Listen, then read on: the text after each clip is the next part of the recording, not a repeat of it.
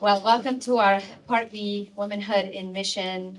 And we have the privilege of having two missionary wives, currently missionary wives and missionaries on the field. And then Lisa, as you just heard from her, and Betty Price. Let me just briefly introduce them. We have Sheryl Andresen to my right. She is American, but a missionary to Berlin, Germany for 30 years. Am I correct? Yes, yes. She has four adult children and grandchildren, and she serves with her husband in the local church in Berlin. And she teaches women on discipleship and many other things at the EBTC. Is it EBTC? Yes. It's our TMAI school in Berlin. Then we have Nina Brackett. She was born in the Philippines and moved to the US when she was 14. She went on missions trip to Ukraine, Russia, and to the Philippines as a single woman, and then married Chris, her husband. And they have been to Croatia serving for 25 years. They have also three girls, and now she's also grandmother, grandma. And Lisa, she did a wonderful job. Thank you so much. And it's such a blessing. And then we have Betty Price. Betty Price is a faculty member right now at TMU, the Masters University, and she teaches and she leads mission teams. She is a former associate dean of students, also at TMU, and she serves in her local church in the women's ministry there. And where is your church, Betty? It's Lake Hills Community, Okay. Castaic. Okay, so Lake Hills Community in Castaic. So and I will pass this around. So I probably stand instead of sitting. Yeah. I can go around. Okay, so we will be talking about women in missions. And one of the first questions that I have for you is about personal holiness. And we are all called to personal holiness, whether we are in mission, whether we are women or men. So it's mandatory. It's in the Lord wishes that for us. But my question is about a woman in mission or on a mission field. So how does a missionary woman pursuit of her personal holiness impact her witness in a new culture? And how does that differ from a pursuit of personal holiness in your local place? So let me start with you, Sheryl, and then you can pass it around. I did put a few notes on my phone because sometimes I get like a blackout and I think of things 2 days later. So anyway, that's why I have this. Yes, we're all called to holiness, as Erma said. The issue when you are overseas and in a different culture is that there are challenges that might distract you from growing in godly ways. So maybe challenges and temptations. Because life might be more difficult for you because you have to adjust and you have to change.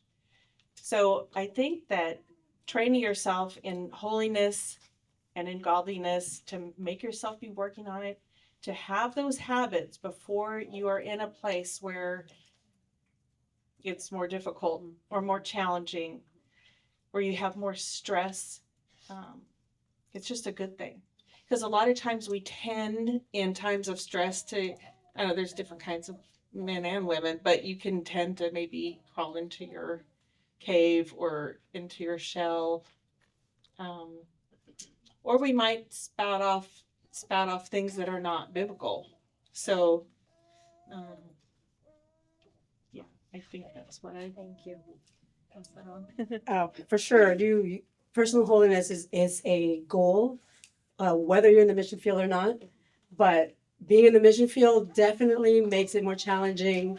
It's more on you to pursue that. When you're in America, you're taught well, you have good preaching. Imagine me, I went from having John MacArthur as my preacher to a Croatian that I did not understand a word in what he said for a while.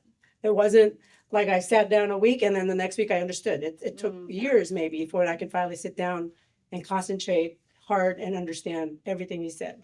So the change from MacArthur to that was big. And so I had to rely on my own personal pursuits whether it's listening to tapes. Back then we had tapes of John MacArthur's. I brought a lot of tapes from America, or reading good books.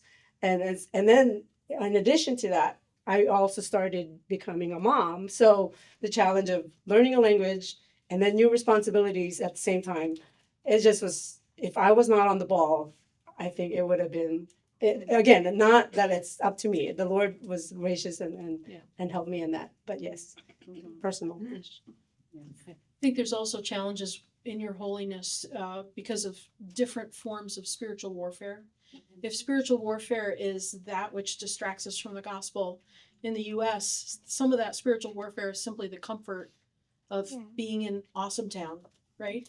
But when you get overseas, that may take different forms, and we are unfamiliar with what that might look like. And so pursuing Christ in the midst of that and not always recognizing where those difficulties are going to come from can become a challenge in pursuit of holiness. I would just mention in a chapel at Masters in the last week or so, they had a couple that they interviewed. She had been an Olympic champion, and I think it was her husband, if I'm remembering correctly, who said, Christians read the Bible, non-Christians read Christians. I love that quote. I think our personal holiness is important to our testimony, no matter what culture that we're in, even with the individual challenges you guys are talking about. Yes, please. I did look, and I had one more point that I wanted to make. Because we know in the scriptures that when Christ was harsh with people, wasn't it the hypocrites? And so we don't want to go somewhere where we have a title or a position and be a hypocrite. I think that would be the worst thing that we can do, because people are reading us, and it's very important. Maybe even more so when we're in a different place. And so I think that's the worst thing as a parent, to be a hypocritical parent, or to be an example for Christ and not do it well. Yes, thank you. Thank you, ladies. And it's so true, because we need to bring glory to Christ in whatever we do, and that starts with our personal holiness. Now, we know we are under pressure in our culture, and culture here in America, culture wherever you are as a missionary or wherever you live. But maybe for you that served overseas, can you share a time you stood firm against cultural compromises, and how did you balance your witness and your cultural sensitivity? So sometimes it's a cultural situation that it's not a sin, but sometimes it is sinful. And so how did you stand firm? I'll start with you, Nina. I can't think of a specific situation where it's a sin or not sin, but definitely more on the wisdom issue. In Croatia, homeschooling is not unheard of. And so when we decided to homeschool our kids in high school, and the reason behind that, so we sent them to public school and elementary school. But women in our church said, I was the only one who didn't drink, smoke, or sleep around in high school. And so we weren't even sure if our kids were believers. So we weren't going to send them to high school, and this is the life that we're going to face. And that was a big deal in the church, because I think, oh, so then that's less time for you to serve as a mom, because now you're learning to teach your kids. And so we just had to explain that my kids are my priority, and I have to honor, I have to answer to the Lord how I raise my kids. And there's no guarantee they will be saved if I homeschool them, but I'm certainly not going to send them to the war zone and they're not even believers. They may not even be believers. And it took a while, I think, for our church to understand that this is a priority for us. Because again, all women work in Croatia. I didn't work. And so they just realized, like, you're just wasting your time. You're supposed to work for the church. And in the end, I think they realized that was important to us. And a good reason, though, is like, we're sending our kids to go to college in America. So that's almost kind of like our out. So, okay, we understand that. You have to teach them American schooling. But yeah, I think that was one example. Elisa, answer. Want to answer? Anyone else wants to answer this question? I thought of a few areas where culturally things are different. In Germany, maybe widely in Europe, the whole area of modesty is Yes. different. Like and so we had to make choices to not do certain things in Germany. Like we rarely went to public swimming areas, and we like to swim, but women go topless. Not everybody does, but it's okay. There's signs that say it's okay to go topless here, and then maybe that side of the beach, but people walk from that side to the other side. And if it's immodest here, it was like that 25, 30 years ago in Germany. So we just chose not to do that. I think the whole area of femininity and the woman's role, I mean, everywhere in the world, it's a struggle to be a godly woman. But if the culture views femininity in a different way, we just have to choose. I will be a biblical woman, and so it was good for me. I think I believed that I was a godly woman before I moved to Germany, but I had to train myself then to really think, what does the Bible say about this? And also in the area of parenting, there's in Germany, there's a history there with a few wars. After the Second World War, Germany moved into a trend where they taught children in the school system everywhere an anti-authoritative mindset, because they said, not everybody was a Nazi, we know that, but it was a country thing. So they said, we don't want an entire culture to do what an evil man says again. So question authority. That is a German way of thinking today. So it was weird. Christian was leading a youth group when we first went there. We moved when our daughter Katrina was 4 months old, and he said, let's sing this song. And they were like, why do you want to sing that song? Let's sing this other song. Okay. Because we didn't understand. It was about very simple things. It wasn't that they don't like that song, but this idea of questioning authority. So this is in the entire culture. And so we needed to teach that at our church. We needed to show that in our family, and we needed to train our kids too, because our kids, homeschooling is not allowed in Germany. So we didn't really have that option. So that was a thing, the anti-authoritative, I lost my place here, but I think that's those cultural issues. Yeah. So, Yeah. thank you. Thank you. And I know there are so many more, but yes, you touched on those that are, dear to women when it comes to modesty everywhere. But I want to address this question to Lisa and Betty. We are called to respect male leadership, biblical male leadership. And so for a single woman to serve cross-culturally, what ministry roles allows them to serve effectively under the biblical male leadership? And then what factors should they consider when they're choosing those roles?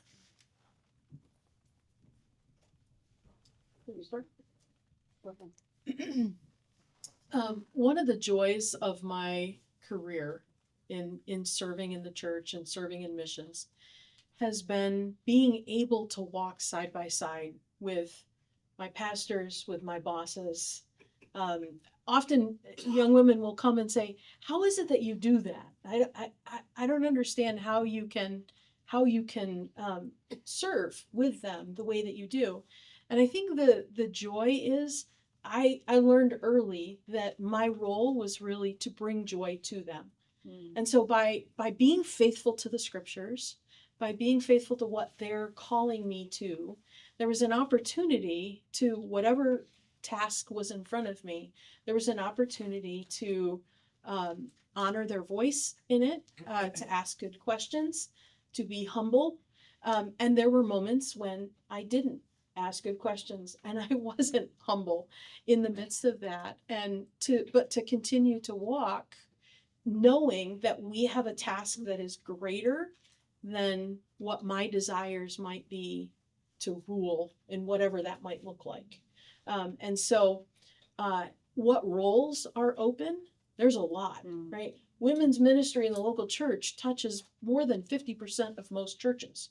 And so the opportunities to care for women, the opportunities to care for children, the opportunities just to encourage pastors, to walk into their office at times and say, "Hey, I was praying for you this morning. Hope that the sermon goes well and you were encouraged in your preparation." Something as simple as that allows them to understand what that looks like. And then I think the last thing I'll say is that in ministry, it's been very important for me to be able to do what I do. I become friends with my male colleagues' families, their wife, their children, and I become a part of that family, recognizing that I need them, the whole family, more than they need me as a single. But that affection for my colleagues' wives has been helpful to be able to just engage well and recognize that the Lord is working in their family. And so I don't want to jeopardize that in any way, but I want to make sure that I am using the gifts that the Lord's given me in the context that He's put me with the people that He's had me walking with side by side. Can't add much to that.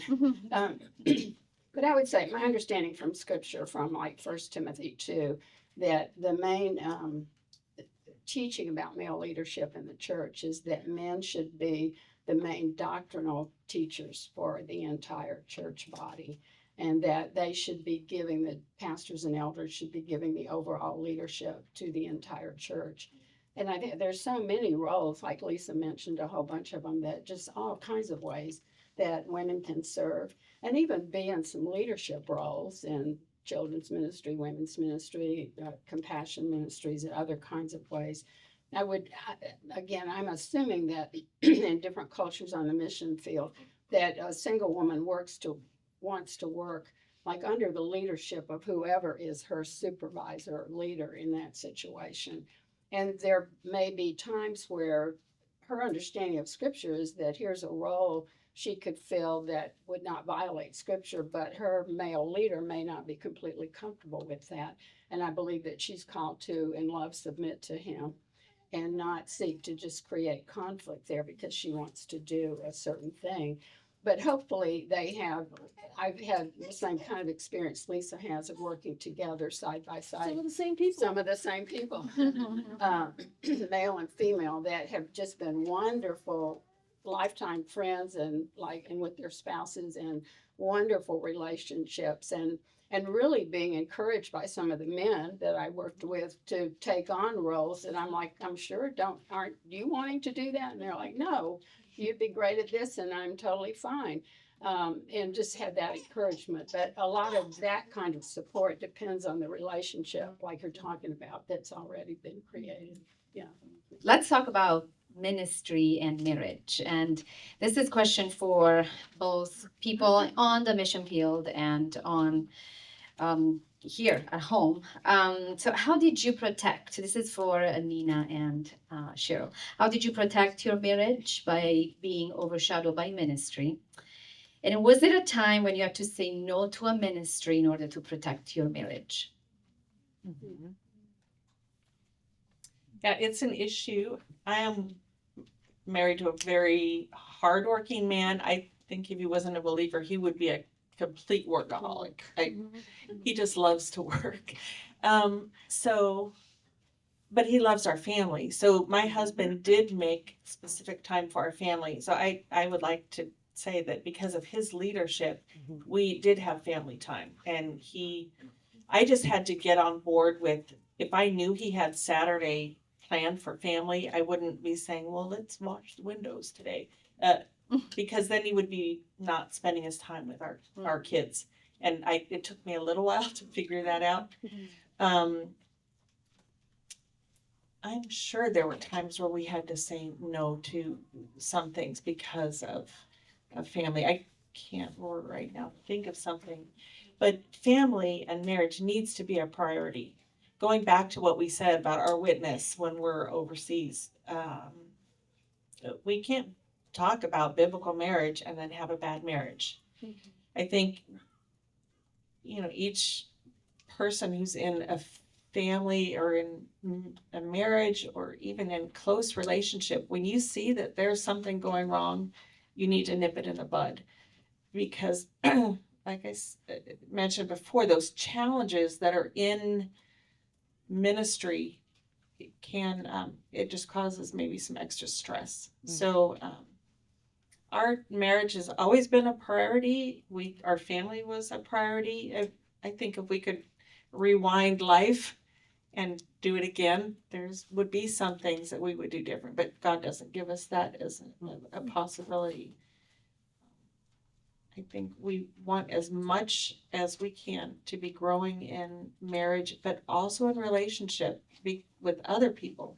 Because I think the way our marriage is going to reflect how we are with other people, with other relationships. If we get joy in that, if we're willing to communicate when it's hard, if we're willing to be generous with my time or in encouragement. I don't know if that's what you're asking. Thank you. I always tell, especially the young, our students and their wives, full-time ministry is not for the faint of heart. You have to have thick skin. And the hurt is not so much from your husband as much as the people you work with. You're going to be criticized, your physical appearance, the way you parent, the way you do dates. I mean, everything. You are under criticism all the time. And it takes extra effort as a husband and wife to band together, and a husband who disciples you, who shepherds you through these hardships. And then I've been asked, actually, Donna was the one who asked me, what do you advise people to stay in ministry long term? I mean, by God's grace, we were able to do that. And my answer was, my husband really shepherded me well. And he never pushed me, even especially in the beginning, like, you serve nursery, you do this, you do that. He let me take my time to learn the language, to adjust to being a mom, to all these new things that were happening. And he helped me through that. And by the time, the Lord, again, worked in my life to the point where, okay, I'm comfortable to do whatever I need to do. But it is not for the faint of heart, because ministry is hard. But just like Lisa said, it's worth it. God is not gonna we cannot outgive God. Whatever we give for him, for his glory, he will reward us. One of my favorite sermons says, God is not a communist. He's a capitalist. He will reward you. We're not going to just have all the same mansions in heaven. Some people will have bigger mansions, but envy is not going to be an issue there because it's heaven. So I always say it's worth it. It's hard. I will not be able to do this ministry if I weren't encouraged, if I weren't putting up with all these inconveniences. And God has ordained for me good works in Croatia, and the only way I can do that is to put up with the hard things. And I'm willing to do that for the sake of Christ, first of all, but also because this is my husband's calling. And I don't want to be the one to hinder him from ministry. I want to be that support, that helpmeet that I was called to do, to come alongside him.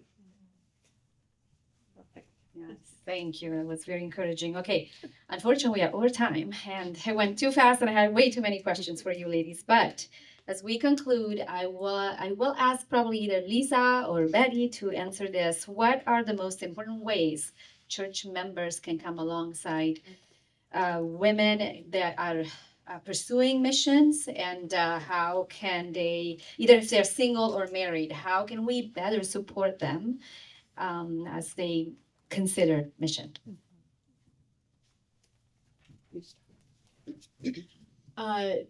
I just got back from a trip to Dubai, and I was with one of the missionaries that this church sends and supports. And she looked at me and she said, I've been here 3 years. Why did it take you so long to get here?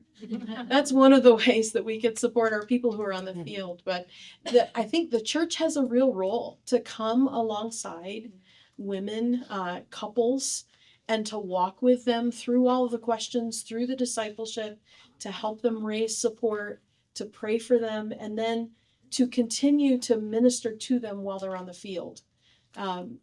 Some of the folks that I work with said to me one time, we don't talk about our sending church with our coworkers who are from other churches because they just wouldn't understand how well we're cared for. That our goal should be to care for our people on the field so well that they just feel loved and know that that people are praying for them and supporting them and working with them along the way. And so I think working through those discipleship issues, praying for them, and then as they are going out. One more thing. If someone has an idea about where they might go, I think it's helpful if the church leadership actually travels with them to that location to explore that. If it's a single gal, send an elder and his wife with her to actually engage the field and to meet the people who are going to be her leadership on the field and talk about whether or not it's a good fit for her skills, for her personality, for the gifts that she has. So just a few ideas.